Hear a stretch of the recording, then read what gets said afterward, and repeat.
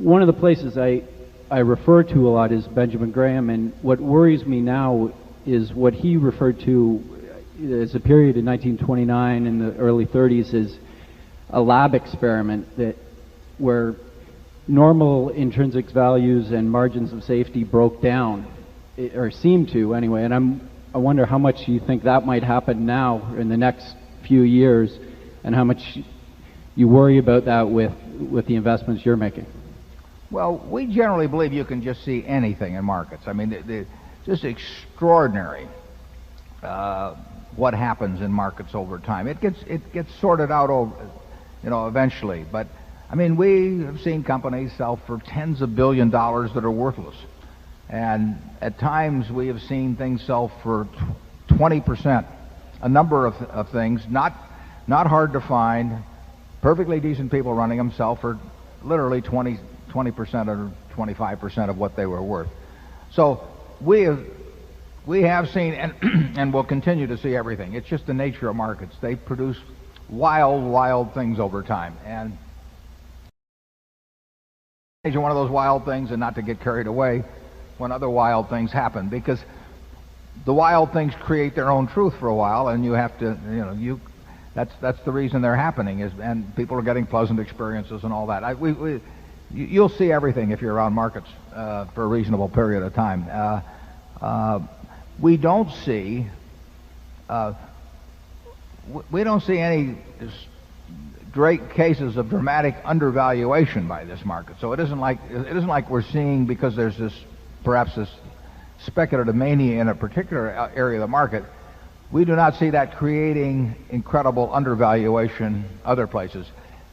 What's happening there may lead to undervaluation, a few years from now, or it may not. I don't know that, but it isn't like you can find things that are worth double or thereabouts what you're paying, because frankly there's so much money sloshing around that if you found such a thing, it would be very likely corrected by some buyout types. I mean, we would love to find businesses that are selling for half of what they're intrinsically worth. We don't find that. We do find a lot of cases where we think the valuations on the high side are unbelievable. We have been in periods in the past where we felt almost everything was being given away too. So you'll get those extremes. Most of the time the market's in a position where there's a little of both, but every now and then it gets into a position where there's a lot of one or the other. And we would love it if we could find a lot of reasonable sized companies that were selling at what we thought were half of the intrinsic value. We're not finding them. Charlie? Well, I do think that the present time is a very unusual period. It's hard to think of a time when residential real estate and common stocks and so on rose so rapidly in price, and there was so much easy money floating around. I mean, this is a very unusual period. What's fascinating, and I'm sure you thought of it, is that you can now have a business, saw a few of them, earlier this year, we'll say, that might have been selling for $10 billion, where the business itself could not have borrowed probably $100 million in debt with an equity valuation of $10 billion. But the business itself would not, as a private business, would not have been able to borrow $100 million. But the owners of that business, because it's public, can borrow many billions of dollars on their little pieces of paper because they have this market valuation. If it's a private business, the company itself couldn't borrow 1/20th or so what the individuals could borrow. That's happened to a degree before, but this has probably been as extreme as anything that's happened, probably including the 20s. That doesn't mean there's a parallel to it, but it's been pretty extreme. Charlie? I think it probably is the most extreme that has happened in modern capitalism.